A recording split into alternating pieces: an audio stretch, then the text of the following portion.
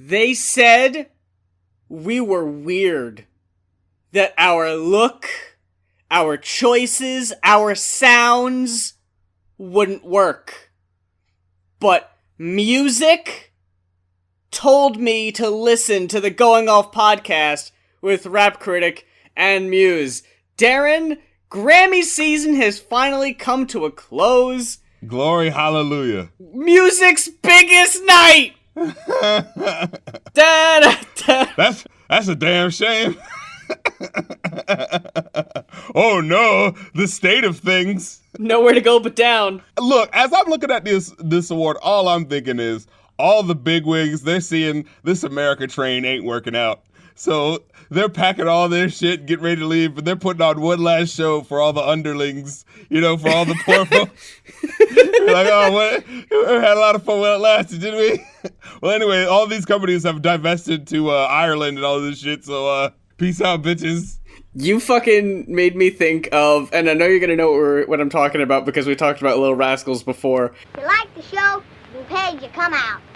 You mean pay as we exit? Yeah, pay as you exit. That's our slogan. Yeah! I'm gonna see if I can go over the high points and low points, but before we do that, there's a little bit of backstory, a little bit of stories that happened before the show, after the show, during the show, that aren't related to the awards or the stories per se. The producer of the show, looking like a big-time heel, looking like the fucking Vince McMahon of the WWE here. So with Ariana Grande, she was supposed to perform. The producer went online and was like, hey, we just couldn't come to an agreement, and it looked like we were going to be making a decision last minute, and I didn't think she'd be able to pull together something last minute, so we decided to go with another thing. And Ariana Grande was like, excuse me, I gave you 3 fucking songs I could have performed, and you shot down all my ideas, so I'm fucking staying home.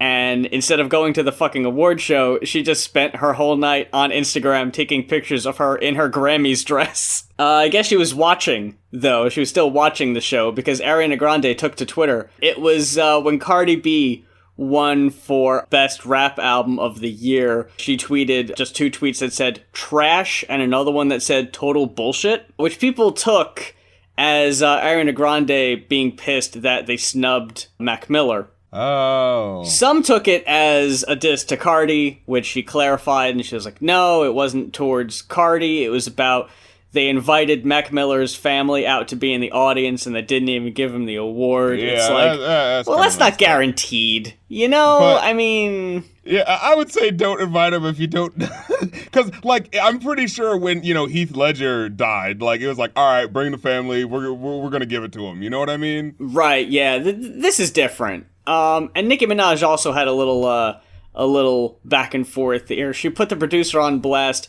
over his public disapproval of one of her old performances and clarifying that that's why she hasn't been invited to perform since. I'm not sure which performance it was that he didn't like. I feel pretty and witty, I slay and I pity any girl with me to dare. It's hard to tell the difference between the award shows anymore, so I'm thinking of performances, and I'm like, no, I think that was VMAs. I remember hearing something about the BET Awards. She was going in on them. BET went to Twitter after Cardi won Best Rap Album of the Year and dissed Nicki, to when Nicki responded and said, well, I'm not performing at your fucking music festival, how about that? So BET quickly was like, oh, I'm so sorry. Oh, please. BET, you tried to act like you had, you had some leverage. It's okay, we can afford to just she said what? Oh, no! The other thing I'd mentioned, Childish Gambino, Drake, and Kendrick Lamar publicly said that they would not perform at the Grammys. Yeah, it was looking real sparse this year. According to the show's producer, the fact of the matter is we continue to have a problem in the hip-hop world. When they don't take home the big prize, the regard of the Academy and what the Grammys represent continues to be less meaningful in the hip-hop community, which is sad. Oh, in the hip-hop world, is that the only category where it's an issue? Oh, word? Or maybe they're just the only ones taking you to task on your bullshit. You ever think about that? I would be willing to suggest you got some problems in the rock world if Greta Van Fleet is going home with the best rock album. What the fuck?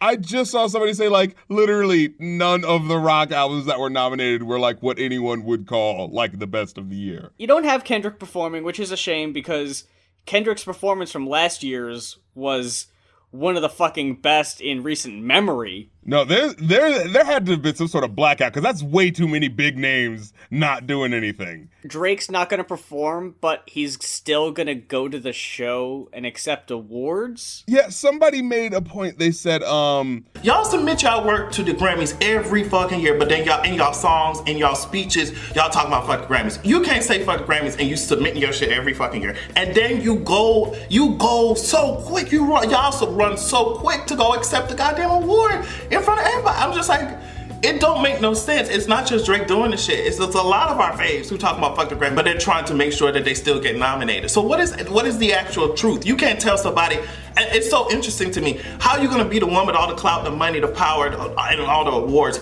and then as you get another award, you use that speech to tell them that they don't need awards? Girls, like, okay, girl, if you really believe that, you wouldn't be walking your ass up to get the award. So how are you gonna tell other people that they don't need the awards? That was Adrian expression. You can't be talking out of both sides of your face here, being like, oh yeah, these fucking awards, it's really about what the people in the streets, if the everyday person is still, like, taking a day off work and going to your show, and, you know, that's what really matters. It's like, well, you're still fucking sitting in the audience waiting for your goddamn name to be called, so you can't fucking be acting all big and bad. But I mean, I was gonna say in one point, like, well, maybe you think of it as like, hey, it's the biggest award show night. You know, I am literally the biggest star. Like, I gotta be here. If the Grammys don't say, you know, Drake is at least nominated for something, and I just put out an album last year, even if it's the wackest album of all time, even if Michael Jackson put out the wackest album of all time in 1988, you're still gonna at least, like, see it nominated. You know what I mean? Like, it's the biggest star. If they're not there, something would definitely be wrong. Well, see, here's the thing. When you look at Ariana Grande and Childish Gambino, Kendrick Lamar, they don't need the Grammys. The Grammys need them. And they know no one's fucking watching if you don't got the big names performing. I'm gonna say the whole night was a mixed bag. The performances, half and half, and we'll get into that. But first, I gotta mention our host, our gracious host, Alicia Keys, doing her damnedest. At first, I was thinking, like, Alicia Keys, she's not the most charismatic pop star.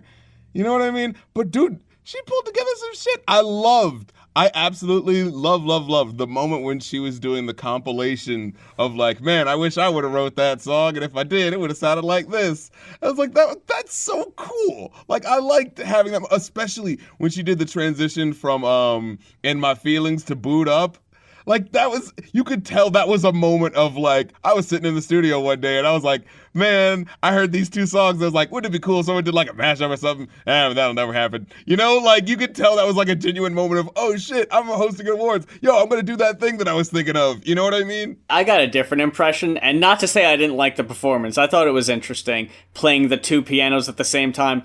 But for as long as it went on, the only thing that was going in my head was, this is because Ariana Grande canceled. True. They're trying to fill some time. But look, hey, if you need to fill time, you might as well get someone who's talented, you know what I mean? She was singing fucking Juice WRLD at one point, and I was like, oh snap, this sounds pretty good. Hey, is this that Lil Uzi Vert? Oh no, Juice WRLD, oh god, that's even oh no, I'm not supposed to like songs from this person. Well, we got opening first out of the gate. Alicia Keys comes out and she goes, I want to introduce you to some of my sisters. And she brings out Lady Gaga, Jada Pinkett Smith, Michelle Obama, and J-Lo. These four ladies stand in a row and they give a very brief statement on the importance of music and what it means to them. And Lady Gaga goes first. And that's what I was quoting at the beginning of the show. She was trying to set that energy. in a line full of women of color. Lady Gaga's trying to fucking... She's throwing her arm out there. She's trying to look all hip and with it. People have speculated, because if you watch clips and videos that people were taking on their cell phones throughout the night, or just Lady Gaga when she was performing or accepting awards, she was either drunk as fuck, on something high, I don't know. She was living her best life and didn't care if anyone else noticed. She's Lady fucking Gaga. Again, the Grammys need her. She don't need them. She's just going there and having a good time. It was an awkward segment, though, because Keys didn't really explain what was going on. She just brought them out and it was like, hey, here are my sisters. And they just say things. J-Lo, on the opposite side of the spectrum, like, gives the most bland fucking answer. What is J-Lo doing here? Why is everyone trying to shove in J-Lo? Like, was there supposed to be some comeback that was supposed to have happened in the last year, and it, like, didn't happen, and they're like, oh, shit, we already had her planned for the appearance? Not that I can think, man, unless I fucking missed something, but between Lady Gaga and J-Lo, you've got Michelle Obama, who, before she even gets her first sentence out, she gets 3 words, I think, out, and she fucking gets the Stone Cold Steve Austin pop from that audience. Like, holy shit. Bust out of their fucking seats, and they are losing their goddamn minds. And Michelle, even at one point's like, we got a show to put on here, folks. Like, you gotta fucking let me get this line out, please. If the previous First Lady arrived at my birthday party, I mean, there would be a standing ovation for a pretty fucking long time. I can tell you that. That's how Alicia Keys starts things off. But the actual show itself opened up with a performance by Camila Cabello performing Havana up for at least a couple of awards. They do this whole big, oh, it's like in the barrio, it's like, oh, I'm just walking through this apartment building, I'm gonna walk through all these different rooms, and we have a live band, and we're doing the fucking horns and all that. Young Thug comes out, and like, the whole stage thing is a big fucking stage setup. It's huge. They don't even zoom in for a second to even, like, get a close-up on Young Thug. It's so funny. They're just like, nah, we're not sacrificing this shot for him. He barely has a part in this song. We're just gonna keep the wide until he fucking leaves. Then, out comes Ricky Martin. And he performs a little part of the song, or maybe it's like a little part of his own song, met with a mediocre crowd pop. Yeah, he's not Cuban. Like, what? You know, Spanish people. You know? Well, then they follow it up with J Balvin from I Like It. This is maybe, if you ask me, where you get J-Lo to perform. Okay. That's a very good fucking point. This is a very good point. They were real scattershot with this. First of all, yeah. How many, like, actual, you know, musicians could they have hired to actually fill that little quota of the thing, right? And then, moving on to fucking Motown, how many actual black musicians, or at least motherfuckers that know how to sing, fuck even being black, because, you know, we got Tina Marie and all them type of cats, you know what I mean? Yeah. Being able to fucking sing, that's not J-Lo's lane. Dude. That's never been, even back then, remember when Jamie Foxx was joking in that one comedy special? It was like, where P. Diddy confronted him, he's like, you said J-Lo couldn't sing. And Jamie Foxx hit him with the, face. You know, it's like, come on, we all kind of know. So what the fuck? That was a joke 19 years ago. What the fuck is she doing here? Say, oh, let me represent for Motown. No! Get Janelle Monáe on that fucking stage. Get fucking Jennifer Hudson. If you're talking Motown, big name in Motown, Michael Jackson. Get Janet in there. What happened? Anybody, even remotely adjacent. And then, like, what was, like, Smokey Robinson? Like, are you the one Motown dude left alive or something? I'm pretty sure there's some other guys, right? What? Then we got our first presenters of the night. From the Super Bowl champion New England Patriots, Patriots Man of the Year, Devin McCourty, and Super Bowl 53 MVP, Julian Edelman. It's music's biggest night. They come out to a mixed response, some cheers, some boos. It's like the people are just like, wait, are these like industry guys we don't know the names of or something? Some fucking lunkheads come out. They give Lady Gaga the award for, what was it, like best pop performance. Then the crowd was not ready for Janelle Monáe. Fucking Lady Gaga in the audience fucking popping out of her goddamn seat for this shit. I've seen this song performed so many times already, and it never gets stale. It never gets old. She is top fucking tier when it comes to these live performances. So I wanted to bring up Dolly Parton, though, because I wanted to say, can we make her a music producer or something? She needs to be in charge of keeping these motherfuckers in line. Because when she showed up, all these pop stars, all of a sudden, they fucking knew how to sing out of goddamn nowhere. Fucking Miley is all up in her, alto low range and shit, singing with, working with her on the Jolene track. I love that shit. Katy Perry, some people were like, oh, she's over singing. I was like, she's finally singing is what you should fucking be saying. Ugh, she could have stayed in the fucking back. Hey, at the very fucking least, it was trying. I was just like, oh my God, there's effort being put into this performance. What is this that I'm seeing in front of me? People attempting. What I saw was Dolly Parton standing between Casey Musgraves and Katy Perry as they show you why Casey Musgraves is up for a Best Album Grammy and Katy was not up for any. I mean, you could kind of tell Katy was kind of doing that to be like, I need to overcompensate because here's someone who can sing. Yeah, look at me, I can do a little thing too. But I was like, all right, that's cool. Like, it was like, you know what I mean? I'm fine with that. We're skipping an awkward moment, but we'll get back to it. With Dolly Parton, she does this thing which does go on for a little too long. She's an amazing performer. She's had an amazing career. She deserves the accolades.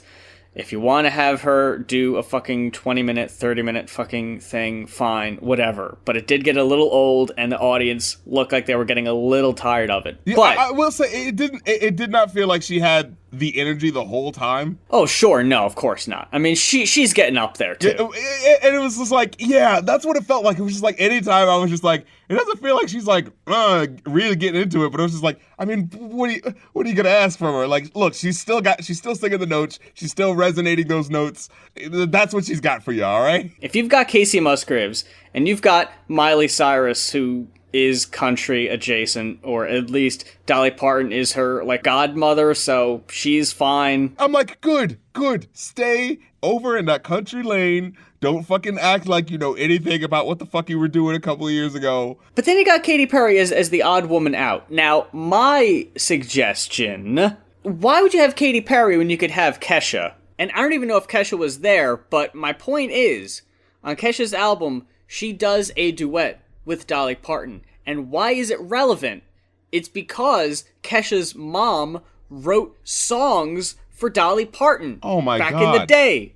There's your connection. There's your in. All these missed fucking opportunities. And going back to Miley, like, again, I don't want to give her too much shit. I don't know if Jolene should ever be performed that fast. Yeah.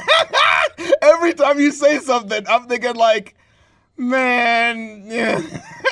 Like, I shouldn't be hearing Jolene, and fucking, come on, everybody! Like, this isn't that song. Yeah, it kind of feel like something needed to be cut. Like, it was just like, are y'all performing the whole song? Like, do y'all think y'all got the chemistry for that? Like, who's talking about who?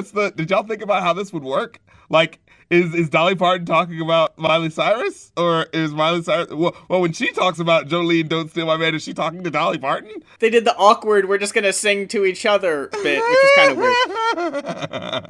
weird. Oh, we didn't think about what the song was about, did we? Then they put a nice little bow on it, doing 9 to 5. They got everybody involved, and they did a whole thing, and that's when they did the pan of the audience, and they just looked, they were ready to move the fuck on. Look, these uncultured swine, they don't understand country. After that, you got her and Cardi B, which both had fucking phenomenal performances. They did really well. I gotta give it to them. I didn't see that one. All I heard was something about, like, man, fucking Offset, like... Ooh, boy, Offset. The way I was fucking tugging at my collar as I just said, like, but I thought she was leaving him and she's just not now, and we're just gonna act like it's all good? Oh, okay. Oh, no, all right. When Cardi went up there to accept her Rap Album of the Year award, and Offset was just standing there awkwardly, like what the fuck almost, are you even almost doing as there? if in defiance. Like, you didn't want me here, did you? And what? Oh man, I saw a video of it was during the red carpet, and Cardi and Offset are walking, and every paparazzi is just Cardi, and she's just walking, and then there's like 3 people, and then Offset is just like pulling up the rear, walking up, and just nobody gives a shit. Oh, don't cheat on your wife when she lets you fuck other girls more than once, and you still decide not to communicate with her. Fucking relationship advice with Rap Critic: communication is key, people. Chloe and Haley sing their fucking hearts out. I was not familiar with them before that performance, but I thought they did a great job. No one is talking about, and it is a damn shame, Dua Lipa and St. Vincent? I didn't hear about that at all. No one's talking about their fucking steamy as fuck performance. So what you got here is Dua Lipa is doing her One Kiss song, and I'm not sure the name of St. Vincent's song, but they sound just similar enough that St. Vincent's doing the guitar to Dua Lipa's song, and then Dua Lipa is like singing, and she got the backup, and they're doing a duet at one point, and they're like rubbing up against each other and shit. No one's talking about this? How is no one? It must have been late in the show that people stopped paying attention, but dude, like, there's no excuse. We're on the last 2 awards, and Alicia Keys is like running back and forth, like, all right, and this one, like, we're trying to meet that fucking deadline. But what I forgot to mention earlier, there's a really awkward segment where Alicia Keys comes out and she tells the story that she was up for like Best New Artist or Song or whatever, and John Mayer won it instead of her. So John Mayer went up, accepted the award, and was like, hey, this award really belongs to Alicia Keys. So what he did was he broke the award in half. Like, he took the gramophone thing off the stand and gave Alicia Keys the top and kept the bottom half with his name on it. And they were like, hey, now we both got half of the award or whatever. As she's telling the story, John Mayer comes out and is like, hey, I brought the other half. Oh, we're going to put it together. And, like, the crowd just doesn't fucking care. This might be cute and sentimental for you two, but we don't know what the fuck's going on. That's something you tell the story. That's not a really heartfelt ending to the story, because it's like John Mayer's not really like if it was like, oh, I gave this, I shared half of this with fucking, someone who's like more legendary, you know what I mean? You can go with Michael Jackson again. Yeah. And, like, if Michael Jackson was alive, John Mayer. and then Michael Jackson comes on stage, that's a big Whoa! fucking deal. Yeah. So they present the award for Song of the Year, which happened to be the first rap song ever to win Song of the Year in This Is America. And then because Gambino isn't there, John Mayer and Alicia Keys just accept the award on his behalf and then awkwardly walk back into the position to introduce the next act. It was so weird. Like, Alicia Keys is walking to the side of the stage and you can see directors like, no, go back. And she's like, oh, okay. And the whole time she's like, Childish, where are you? Like, she has no idea he's not there. No, she didn't know. Oh, no. And then Janelle Monáe gets robbed for Album of the Year. Oh, yeah, that's where you know that shit's legitimate. Get this fucking award the fuck out of my face. She got a goddamn Beach Boy on her fucking out. Get this shit out of my face. Yeah, that's right. We got to go over our predictions and how wrong. Oh yeah. Wrong. We didn't do very well. Record of the Year, we were both wrong. For Record of the Year, you picked Lady Gaga and Bradley Cooper and Shallow, and I picked Zed and Maren Morris and Grey and The Middle. And it ended up being This Is America. I thought I said something like, if they're going for something edgy, they'll go with This Is America. But if they want to be safe, they'll go with Lady Gaga, right? I think the one that's actually going to win is your girl, and Bradley Cooper trying to turn singer, Eddie Murphy looking as... Wrong! I wrote it down as I was listening to it, editing it. I'm pretty sure your final answer was Shallow. Okay. Album of the year, we both picked Black Panther, and we were wrong. Oh. Song of the year, you picked all Brandy Carlisle and The Joke. I remember being confident in that one. You were dead set on that fucking Brandy Carlisle. You were like, this boring ass shit, that's gotta be it. And no. Wait, who won? Song of the year was This Is America. Oh, okay. Best new artist, I predicted BB Rexa. You predicted Georgia Smith, and it ended up being Dua Lipa, who was who I wanted to win. Okay. So, you know, yeah, that was one where I was just like, they'd never. Best pop solo performance, we're both wrong again. I predicted Ariana Grande's God is a Woman. You predicted Beck Colors. I want to say Lady Gaga won that. I think that was the first one they presented. Bublin and King's Dead were tied for best rap performance.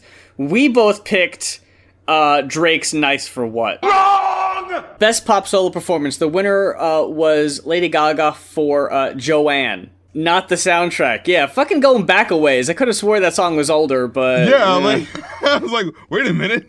When did we review that? Best rap/sung performance. We both picked Kendrick Lamar and SZA, All the Stars, and it ended up being This Is America by Childish Gambino again. Oh, your boy Child. Is he the media darling? Finally. Fucking finally. Best rap song. We both picked God's Plan, and we were both right. Hey, we got one.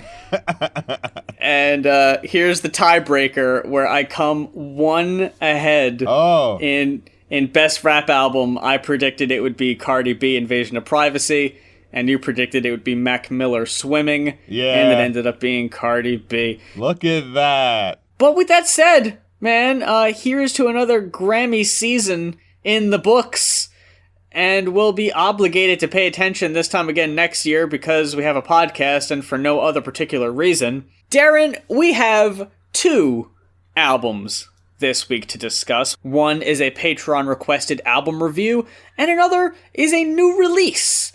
And this week's Patreon request comes from your Patreon, which happens to be patreon.com/rapcritic. You can check out that page or mine, patreon.com/muse, for details to see how you can request an album to be talked about on the show. Darren, what is your request for this week? Brandon, hey, thank you for your request. Slightly perplexed because I am the rap critic, and the person asked me to review After Laughter by Paramore, and I'm just like, I mean, okay, but okay. I mean, it's like the most poppity pop album. And it's like, is this a challenge? I don't think we've ever done pop rock, pop punk. I don't think we've ever reviewed that on the show. And granted, this does lean much more towards pop than punk. Very much more towards pop. In fact, one could say in possibly antiquated version of pop. You know what? That's the thing, man. They got a lot of different sounds on this album. A lot of it kind of sounds like disco throwback. Yeah, and I was just like, no, some of it sounded like the worst parts of like the most gaudy, annoying 80s, pastel throwback type of shit. You know what I mean? Whoa, wait. Oh, the first 3 tracks, bro. They sounded like COD reggae through and through. Wait a second. Wait a second. The worst parts? Darren, I think... Oh, no. Is it happening? 189, oh, no. 189 episodes was a really good run, but I think this might have to be it. Dude, I loved this album. Oh my god! What? We've clearly got some different tastes when it comes to what you referred to as 80s pastel. Like, dude, that's my fucking aesthetic. Okay. So for Hard Times, Rose Colored Boy, Told You So, going down the line, fucking Grudges, Pool. You were feeling that. I fucking bought a copy. Let me quote a lyric then. I don't even know how I'm going to be able to feel about it if you're fucking taking up issue with the lyrics. Now, granted... With Told You So? What part? Where every line ends with the and it's You didn't like that? What the fuck was that? Oh, I liked that. That was so fucking awkward. It was like, okay, I'm listening to this album and I was like, all right, it's kind of corny and a little woo, tee, tee, tee. And I'm like, okay, I don't even know how to fucking describe it. It's just kind of like, all right, this is like everything is awesome, like from the Lego movie, but like completely unironically. Out of the first 3 tracks, Told You So did get my lowest rating, but I still thought, like, what you're talking about, what you can't describe, to me, I would just describe as fun and infectious, because that's how it hits me. I will say that the lyrics on the album are probably, when I listen to an album like this, the least important. It's what I listen to or what I care about the least, because it's so fucking varied instrumentation-wise. Like, on fucking Hard Times, if you listen close enough, you can hear synth, bongos, xylophone, tambourines for a pop-punk band. This is like, they fucking went above and beyond instrumentation-wise. Rose-Colored Boy, though, is hands down. I fucking love that song. It's my favorite on the whole album. Okay, so I gave this, I'm going to jump ahead. I gave this a 3.33333. Oh, wow, okay. And 4 tracks, the first 4 tracks I wasn't with. I was paying more attention to the musicality of it, like in Forgiveness.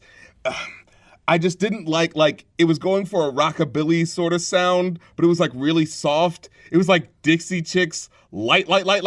See, I didn't even pick up on a country thing. I just liked how fucking smooth everything went. Like, the fucking lyrics are just like flowing, and the music just, it was buttery. It was like fucking butter. It got to track 5, Fake Happy, and there was a fucking sea change. Like, I legitimately loved that song to the point where I was like, wait, were the first 3 songs like supposed to be a joke? Like, you know what it... Wow. Because the first 4 songs, because I was like, this one felt so much more, the writing in it was so much more biting, and it was so much more honest, and just like, you know, and it was just like, oh yeah, I'm dealing with this shit and I'm not fucking happy, and I'm just like, is everyone just pretending to be happy too? And it's just like, I'm not actually going through this alone, and we just, it's like, I love that sort of vulnerability, and that sort of, it was a lot more striking.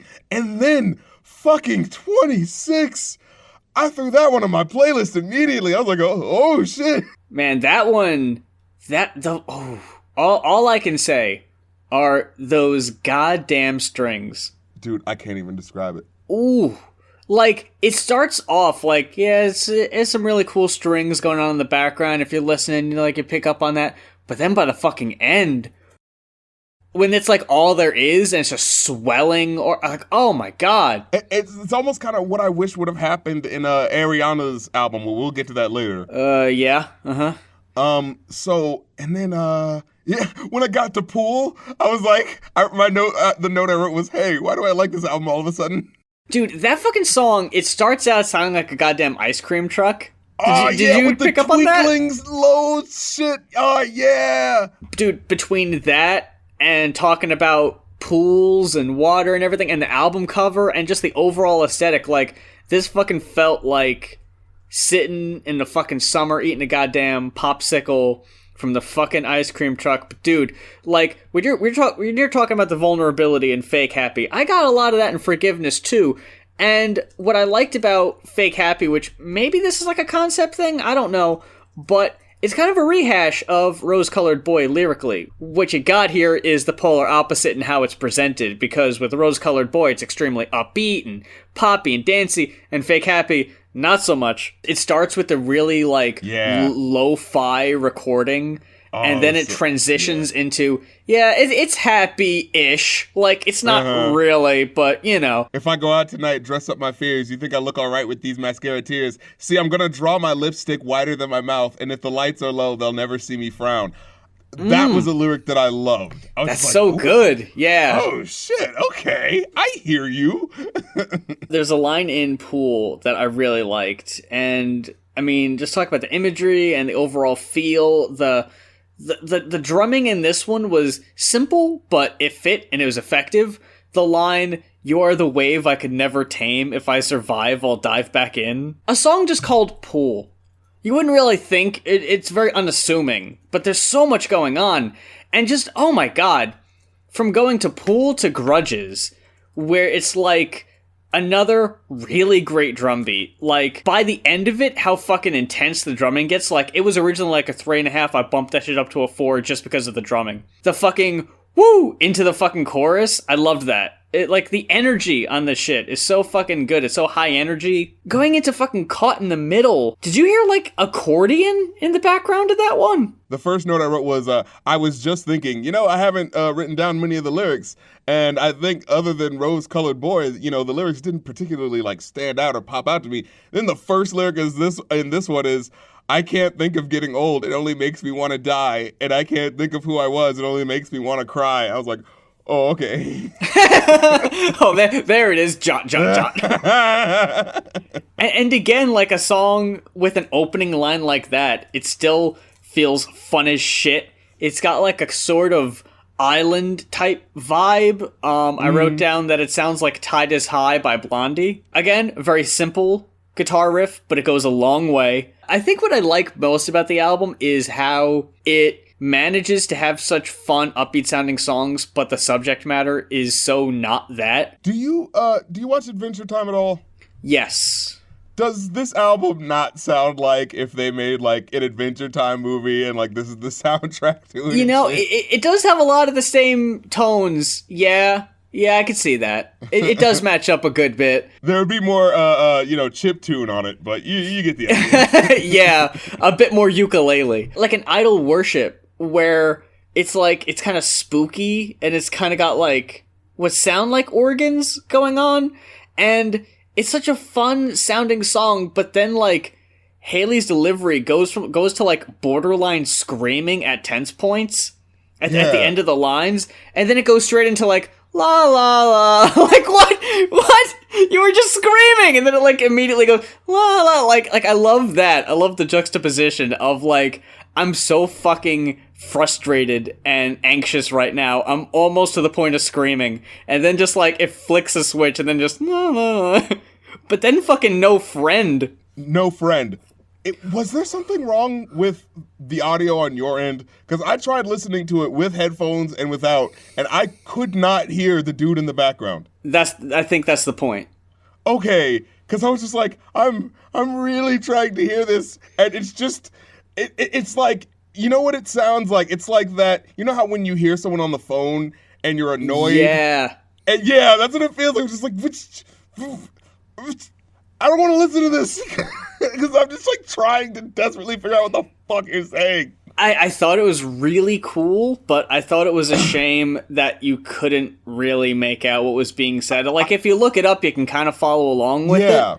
But I thought maybe it was going to turn up at some point. You know what I mean? Like it was going to be going in and out or something like that. No. It's just kind of in the background. And it's weird because, like, yeah, it's like one of the dudes. Like, it isn't Haley singing it. Yeah, it's like, wait, who is this? Like, I had to check my Spotify playlist. I was like, wait, am I still listening to the same album? But then it fucking ends it with Tell Me How, another fun disco-y. Caught me off guard. Yeah. Yeah, this one was a sort of, I wrote down a sort of Little Dragon type joint. You know them? They have like, it's a pop stop, but very experimental. And it was just like, ooh, I see where they're going here. I think this song really works well as a last track because it's got like somber piano, but it still has that fun disco-y beat. Like, it brings together the, like, both kind of like the duality of the emotions. Yeah, I liked it. I like how they did it. And it was like, yeah, here it is. It's all in one. And it fucking, I thought it did really well of kind of wrapping it all up. I ended up giving it a 4. Those first 4 tracks, I just wasn't fucking digging it. And then the one track right near the end, it just really brought it down for me. But there were a lot of great points. Yeah, for sure. But from there, we're going to get a bit more recent. And when I say that, I mean just last fucking week. It's Thankunext, the new album by Ariana Grande. I'm just going to ask you first off, did you listen to Sweetener or did you not check that one out? Her last album. No, I didn't. Okay, well, as someone who did, I just want to give you a little bit of my overall impressions from Sweetener, going into this album. I would compare this album to the second season of Stranger Things. I really loved the first season, aka Sweetener, and was half excited, half weary when I heard there was going to be a follow-up. Because I thought the first season of Stranger Things was as good as it could get. I thought it wrapped up everything. I thought it was a very solid project. Then I was like, well, I don't know what more you can really do. And the second season didn't do a lot to expand upon the first season and didn't have nearly as many memorable and enjoyable moments. And the excitement wore off throughout the listen/watch. At times, I felt like this almost was like a compilation of songs that didn't make the cut from Sweetener, like it was almost like a B-sides, but then I look it up and see that the songs were all written after that album, so that couldn't be the case. I thought Sweetener was really good. There are a lot of songs off that album that they're still in heavy rotation for me, songs that aren't even big hits, but I was not feeling anywhere near as close with this album, and that's a big shame, but it's again, like the second season of Stranger Things, it's like people were excited for it, but I don't really know if anyone was really asking for it. Like, if you've got stuff to say and you want to put this album out and you've got a lot on your mind and a lot on your plate and you want to get it out there, that's fine. I respect that. It wasn't that good. I had a change of heart. Here we go! Here we fucking go! This is so weird. You dug it! Yeah, like the first time I listened to it, I was like, do we have to do this? I don't know. Yeah, we'll see. First listen through, I wasn't as big on the Paramore album as I was the second time. What the fuck happened right now? What's going on? I don't know. Cause like I was legit thinking like I heard the way, I don't know, it was something about the way you were talking about it that was like, oh great, we're gonna be at odds over this one because this is the big album that's out right now, so I'm pretty sure everyone's gonna be like, oh yeah, Ariana's got it right now, untouchable, and I'm gonna look like the asshole.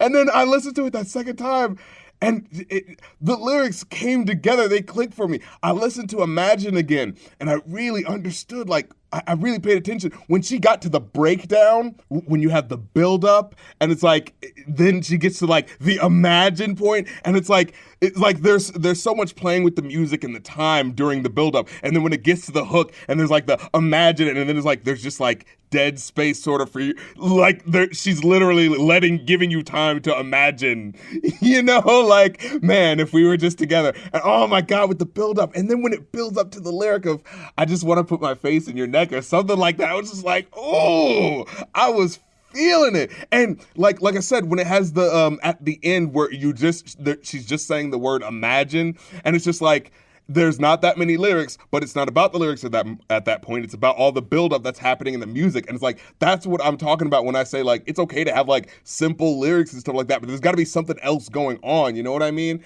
And I really felt like that was happening there. Needy. We got into that song, and it was like, you know what it was? It was halfway through the album when it got to that point, and I heard the, excuse me. I guess the new thing on albums is it's not skits necessarily. It's what do you call it? Ever since Kendrick Lamar, it's voicemail. That's the new thing. Oh yeah, you gotta have the little sample of someone talking to you. Yeah, because that does come up a few times. Yeah, exactly. So when it happened, it kind of made me go like, hey, what was going on there? Like, what did that? It makes you want to pay attention again. Like, oh wait, was there something I was missing? And then as I really listened to it, like I'm listening to, because you know what it was. I didn't like Seven Rings that much. And I don't like Ariana Grande when she's doing the braggadocious type of tracks, because it's just like, she doesn't have the, like, and it's not even not the vocal strength, because, like, she does have vocal strength. It's like, if the word is like, she's not convincing, like, I just don't believe she's that badass chick. Neither do I. And when that single first dropped and the music video dropped, I wasn't wild about it. But the more I listened to it on here, like the second or third time I listened to it, I appreciated the song more than I did initially. Lyrics-wise, I'm not the biggest fan of it. I think it's everything else that is kind of going on. Now, what's interesting about it, though, is that as I listened to this album, it sort of informed those braggadocious tracks, right? Oh, okay. So I'm listening to it and it's like I said, when you get to Needy, you know, I said this song actually feels like the heart of the album. That's why I kind of hated that it was so short. That was the part where you get the build up with the strings at the end, and then it just kind of stops. And it's like, but wait, what are you doing? Where are you going? Stop! What are you doing? Stop!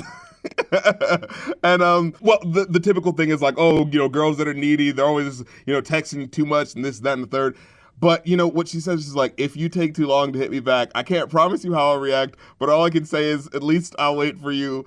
And lately I've been on a roller coaster trying to get hold of my emotions, but all I know is I need you close. And it's just like, it humanized that usually stereotyped character in a way that was just like, oh, what we see on the other end is like, you know, oh, this girl's really needy. But what you're not seeing is like, I'm trying not to contact this person and just rely on them, but it's really hard. You know what I mean? Like, I felt like it humanized that. Oh, and this part almost made me cry, man. She's like, sorry if I'm up and down a lot. Sorry that I think I'm not enough.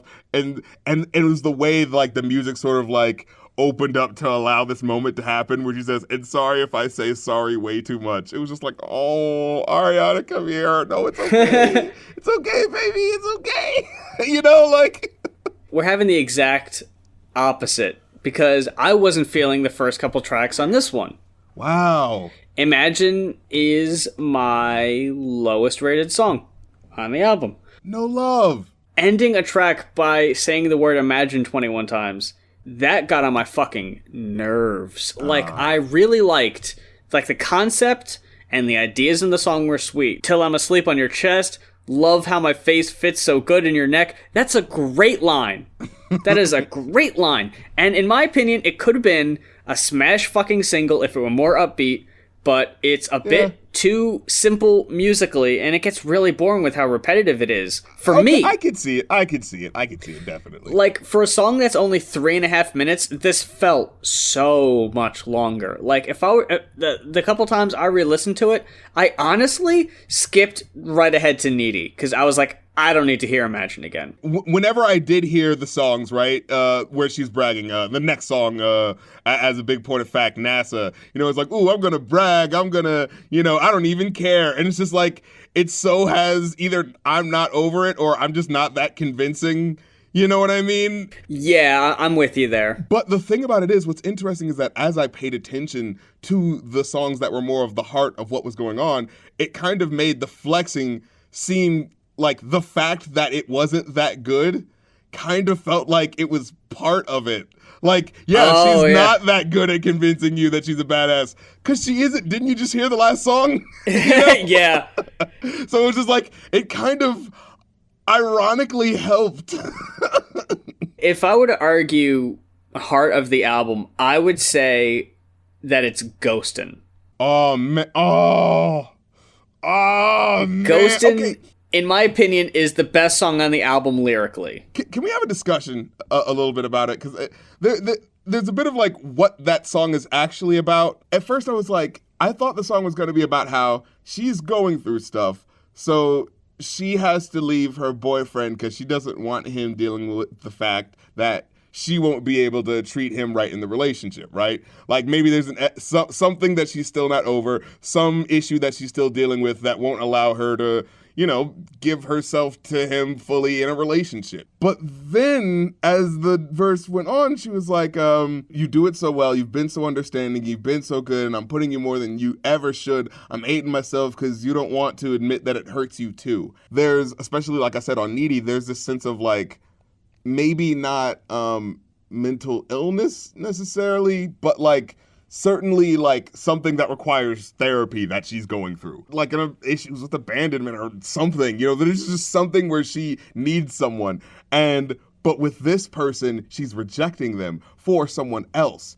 And what like, you know what I'm trying to say? Like, I was thinking that it maybe was like, maybe there's something that she's going through and he's trying to be, you know, best boyfriend he can. But it's just like, she just recognizes like, I see that it's hurting you and you're too good of a guy to let me know that it's hurting you. So I'm going to be the one to break it off. I know it breaks your heart when I cry over him. I know that it breaks your heart when I cry instead of ghosting him. And so I'm like, wait, instead of ghosting him, so you're not ghosting this person. Wait, so who are you ignoring? Wait, you're not ignoring the guy. What? You know? And so I was just like, I was just sort of confused halfway through the track. I was like, I got to admit that my thought of the song was influenced by something I had read before I had listened to the song, that people were speculating that it was about Mac and how Mac's death influenced her relationship with Pete. oh, yeah, that's what I'd heard. In that case, it would be the moving on from the memory of, getting over the death. That's weirdly worded. That's why I don't think maybe it's like a Michael it Jackson is. thing where she's like trying to word it so that you can interpret that it's about my personal situation, but I want to make it so that it's not exactly a one-to-one comparison, so I'm gonna throw some things off. There are a couple times on the album where that kind of, this could be this, does come up. And the other instance it comes up where it's not done in the song, but it's done in the video. Break up with your girlfriend, I'm bored. A track I just did not like, but... that one needed to go. Why you would end the album with the two big singles and then this sneaky third single that no one fucking cares for. Originally, she had said on Twitter, originally there was going to be a way more emotional song, but last minute we were like, that's a bit much. Let's do something lighter. And I'm like, what the fuck are you talking about? I was riding with you. I was like, yes, take me to that more emotional place. Don't fucking cop out like that with this, ooh, break up with the girlfriend. It's like, what are you doing, In the video, she's actually saying, break up with your girlfriend because I want to be with her instead. But when you fucking listen to the lyrics, none of that applies to the video. It doesn't go in that direction at all, which could imply that this is all just queer baiting, which would be disappointing. That's what I was thinking about. If that's the case. Because I definitely got that vibe of, Ariana wants people talking, but, people are like, oh, is she hinting towards her sexuality? No, I don't think so. I honestly don't think so. I think this was just to get people talking, which is kind of annoying. There was another thing where it was like on Thank You Next, which is sort of like the magnum opus of the album. People got that misconstrued because people can't listen to lyrics and understand what's actually being said, where she says her name is Ari, and people thought she said Aubrey. That was silly. I will say on that one, that was kind of unfair, because I think when it first came out, iTunes had the lyric as Aubrey. Did they? That didn't help, yeah. The first time I listened to the song, I picked up on it being Ari immediately. Yeah, see, because it makes more sense to me, because the song specifically about exes, it feels like there's more emotional weight to the idea of saying, and the person I'm in love with is me. And I don't need anyone right now. All I need is myself. Yeah, that's what I got from that. Yeah, for it to be the sort of, I found someone and it's a girl. That feels kind of fake girl powery to me. And who knows? Maybe all this is like Demi Lovato's Cool for the Summer, where she fucking drops the song in the music video and people are like, well, and then years later she's like, oh yeah, I'm totally bi, whatever. It's like, oh, okay. But I hated at first when she was saying that, dude, I'll never fucking forgive that fucking, I could be referring to cherry pie. Lots of people like cherry pie. I'm like, dude, I still quote that video where she says, the great thing about music is that it has a lot of different meanings. And, the song could be about a piece of cake. I love cake. And just shut the fuck up.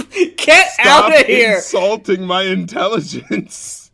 Oh, but this, if that's the case here, and this is a little tease, a little wink and a nod to something down the road, but I don't know. I'm pretty sure it's not. I just hate the dumb doublespeak, because what it feels to me is that it feels partially like you're insulting me, but partially maybe they can't come out and say something because a PR department said, well, let's make it ambiguous so we can get the dollar without necessarily staking any sort of claim. Because if you say you're actually this or that, then you actually have to stand with this or that issue. And we don't want to do that. You know what I mean? Now that you mention that, a really small side conversation, a small discussion, a topic I'd seen on Twitter that got a few people talking was that Troye Sivan had said in an interview, I wonder if I would be more successful or my stuff would be performing better if I wasn't gay. And people were like,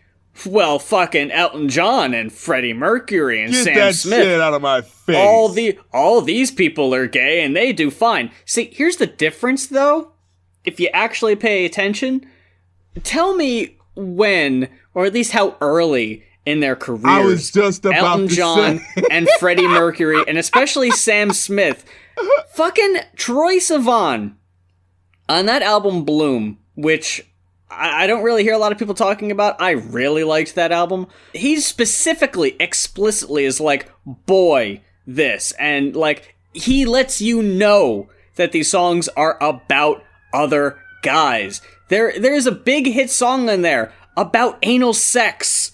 And no, that's not gonna get radio play in 2018, unfortunately. And people were fucking dogging him for this and being like, you don't know what you're talking about. It's like, nah, motherfucker's got a point. Like, sure, his stuff is very popular, but it's not getting the radio play because people aren't fucking ready for that yet. No matter how much they act like, oh, we're all for like queer artists or whatever. It's like, yeah. As long as they're chicks that are hot. Maybe you're right. Like, maybe Ariana doesn't want to make it, black or white, very cut and dry issue like that. And that's possible. But at the same time, I don't know. Like, I'm just a dude on a podcast, so it's hard for me to really know what all's going on. But from the perception and the way she presents herself on social media, it makes it seem like she's very in control of her shit. So I would imagine if she wanted to just come out and say it, she would just come out and say it.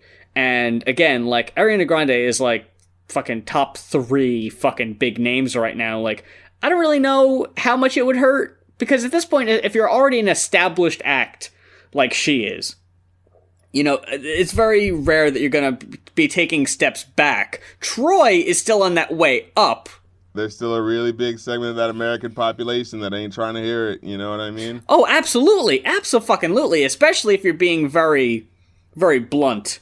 Like, and the thing, like, if you're in a pop song space where you're trying to get the most amount of eyes and ears, you ain't got time to say things that are as controversial or do things that are as controversial, So I could understand if maybe there's like but it's not, if that's not necessarily the case either, then it's just like, whatever, Going back to the album though, NASA, it was the one song on the album that reminded me the most of Sweetener, because Sweetener was a lot of fun. The songs are very bouncy and lively. Pharrell Williams did a lot of production on that album, and boy, oh boy, could have used Pharrell. I missed his presence on this album, but instead we get Max Martin on a few tracks, who I really liked Max Martin's production on No Tears Left to Cry. I thought he did great on that one. So what were you feeling for Bloodline? Bloodline was what I was about to say. I gotta hand it to Max. The production on that song was really good. Yeah, and it reminded me.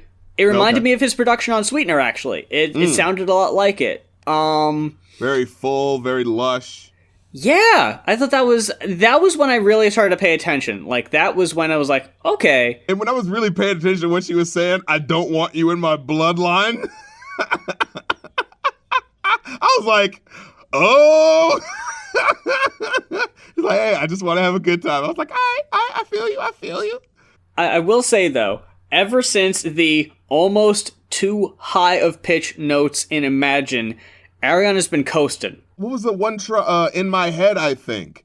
There's one track where she gives you a little hint of the head voice. It was interesting how she used it as if like it was just for an affect for the song. It's like in my head. Like, I was like, oh, okay, I see what you're doing. It was very sparse, but it mattered when she used it, And I would have liked In My Head more, but it just sounded like just fucking generic trap, and like the production really wasn't that great. There's a lot of hip-hop inspired, there's a lot of trap SoundCloud, hip-hop inspired stuff that feels like they're like, oh, we're tapping into the zeitgeist of the times, and it mainly shows on the brag tracks, which is, I think it's 7 Rings, the one with My Favorite Things, Yeah, I just wasn't feeling that one. It's just, she doesn't sell overconfident to me, but like I said, maybe it's the fucking, maybe that's the point. But I did like the woo thing in the background. That was kind of cool. production on Seven Rings is definitely good. I like the production on it. She said of the song, this is the thing that made me kind of think about it. She said, Seven Rings is like just a flex. It's a friendship anthem. It's how the homies want you to feel.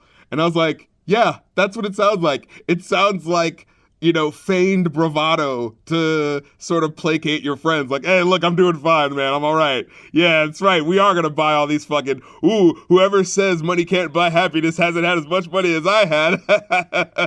And it's just like, you could just see the facade just about to crack. Bloodline was dope as shit. Rockin' fucking trumpets. Bad Idea was... When I first heard that song, I wasn't sure what she was saying. I was just about to bring up Bad Idea, because I'm kind of half and half on that one. I was like, it sounded like it sounded like there was like a mumbled extra syllable somewhere in there. And it's just like, Bad Idea is just, I don't know, something about the melody and the placement of the words, it just didn't sound good. Bad Idea! You didn't like that? It is a bad idea. And it's like, it just felt... I don't know, like, for it to be repeated that many times on the song, it was not a good enough hook for that to work, you know? And then when at the end they, like, slowed it down, it was just like, okay, guys, please stop this song. Bad Idea did not have to be 4.5 minutes. That could have been, like... That was a not as well thought out plan. When I heard the production, like, by itself towards the end, I was like, man, if this was, like, an instrumental interlude, like, I probably would have liked this better. Yeah. But the vocals they put on top of it.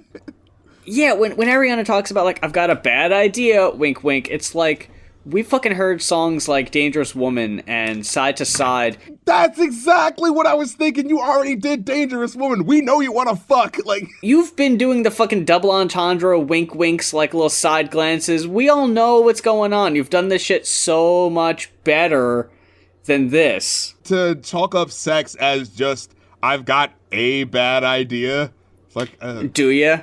Yeah, like, or are you a bad girl? Like, you know, like, oh, it reminded me of that Camila Cabello song with MGK. I only want to do bad things to you. Ooh, I want to do bad things. Like, here's an odd coincidence that only happens every so often on the show. We got Paramore with Fake Happy, and then we got Ariana with Fake Smile. The parallels. What's happening? Who's writing this show? I demand to know. This is the Duck Amuck episode where we go, who's doing this? You pull back, you see Todd in the shadows editing the episode. Ain't I a stinker? Oh my god, please, someone draw that. I want that. Fucking fan art. No, but I gotta say, Paramore fucking did this better. Man, like... On this one, like, I absolutely agree. Ariana has been through a lot. And on the last album, when you say that she wanted to end this album with, like, a big emotional track, Sweetener, the last track on the album, was like a tribute to, like, the people that died in that concert where she was performing. Like, it was like, wow, yeah, you're right. She has been through a lot. Like, fuck the breakups, fuck the, like, the engagement or whatever. Like, she was witness and survived a terrorist attack. When you put it into that perspective, it's like, yeah, this young lady, she has endured. Ariana Grande had to deal with the terrorist attack. Fucking 21 Savage had to deal with being detained by ICE. The pop stars of today, what are we putting them through? What's going on? I'm not a big fan of the can't believe what the media has to say about me type songs from these pop acts. Yeah, see, I'll put it to you like this. Lyrically, this was another one of those tracks that lyrically wasn't as tight. But when I heard that beat... Yes. Man. So, remember the first listen, I didn't like this album as much for the first 4 tracks.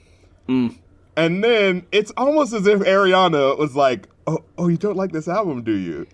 Little too poppy for your taste, you say. Let me turn up the heat a bit. Wu-Tang sample, bitch. I was like, oh, god damn it. Ariana Grande uses the Logic Wu-Tang trump card. And it's super effective. I was like, god fucking damn it. Because, oh man, there were a couple of transitions like between hooks and like verses where you just hear how the beat would transition, and it was so fucking cool. I was just like, oh my God. She did not need to be rapping or doing whatever she did on that last part. This needed an Onika, a Cupcake, fucking Jamie Summers, getting that fucking Wu-Tang reference in there. This needed like a female rapper that was like gonna like bring some shit on that final fucking part. You know what I'm saying? Makeup. Dude, I thought this was one of the best tracks on the album. Yeah, I agree with you. And it's not even 3 minutes? Right. I kind of got the hold up, they don't love you like I love you type of vibe. You know, that Beyonce joint. You kind of heard the synths going on like that. Yeah, the little watery synths, you know. I liked how there was a lot of variation in Ariana's vocals. Like, she didn't just sound like she was going through the motions, which she unfortunately does on a lot of these tracks. At least that's what I got. I really do like Thank You Next. Like, that's probably my favorite song in the album. That was one of those songs that made sense with the album. At first, I didn't like the song as much. I was just like, it feels a little bit like, because she says the names of all the people she was dating, and I was just like, this feels a little for the headlines-y, you know, ooh, gonna get the people talking by saying the names of the people that you date, you know, it's like. And that's what I thought when I heard the song originally. I thought, like, okay, this is gonna be like a deluxe edition of Sweetener, you know, like an extra bonus single. So then when I heard, like, oh, there's gonna be a whole album around that, I was like, oh, I don't know if I want that. You know, like, that might be a bit too much. But dude, when it came together, like, when you get to that song, it's just like, oh, I get, like, I understand the emotional depth of, like, because at first, you know, I heard the song, it sounds very curt, you know, thank you, next, you know, but then you listen to the verses and it's like, but she actually sounds very grateful. And then you kind of pay attention, it's like, what it is sort of like, at least what I got from it, is a sort of like, I learned things from all these relationships, and I'm going to understand and be mature about the fact that, like, these things needed to happen, so I'm not going to be angry, but I'm not going to be wallowing in it either, you know? So it's like, thank you, but I'm moving on now, you know? And it was like, that felt so, like, mature when I really thought about it. Putting it this late in the album was definitely a good choice. Not leading with it, like, it wouldn't have made as much sense. I feel like sometimes when an artist puts, like, the big hit later, they're doing something. That's definitely fucking BDE. That's a fucking flex. When it's like this is the Lamar, big single, you know. And I'm not leading with it. Yeah, when fucking, like, when Humble was, like, halfway through the album, like... That's exactly what I'm saying. Yeah, it's halfway through the album, but you have to fucking sit through fucking DNA. That's gonna hit you first, and you're not even gonna be fucking ready for that shit. Yeah, you're right. In my head, we were talking about favorite tracks. I had forgotten about this. In My Head was my favorite lyrically. Oh my goodness. Was it? I liked the concept of the, you know, like, making up a person in your head and then projecting that idea onto someone, and they're not exactly that person, but in your head, in your fucking head canon, you know. Well, yeah. And it was cool because it kind of tied into Ghostin' with that little skit. Yep. Right? Because it's like, you know, I really want, and that's what I thought, like, when I first listened to it, it was just like, I really want this person that I used to be with, and it's tearing up this person that I'm with right now, but her friend calls and goes like, yo, you've got an imagination of what you think this other person is, there's a reason why you left him, I'm coming over, you need to fucking understand right now. Makeup into Ghost and into In My Head is pretty dope. It sets up the song. And so that when she says certain lyrics like, I invented you and I painted a picture and I thought I drew you well, you know, it's just like, unfortunately, my imagination's too creative. I was like, I love little things like that. Like I said, it was one of those things, like, lyrically, this one was head and shoulders above the rest. When she says, they see Cain and I see Abel. When she repeated that line, at first, I thought it was just like, you know, just a reference to just like one guy was good and one guy is bad. But then I kind of thought about, oh, wait, didn't one kill the other specifically, like, but then you have the name of, like, Cain as in cocaine, and then someone being able to do something, you know? So, like, someone having the ability to have potential to move on. So it's like, my friends are seeing the cocaine that's keeping this guy down, but all I'm seeing is his potential. You know? That's what I'm thinking. And I was just like, oh, shit. Yeah, and she says, I wanted you to grow, but you weren't budding. Everything you are made you everything you aren't. And I was just like, ooh.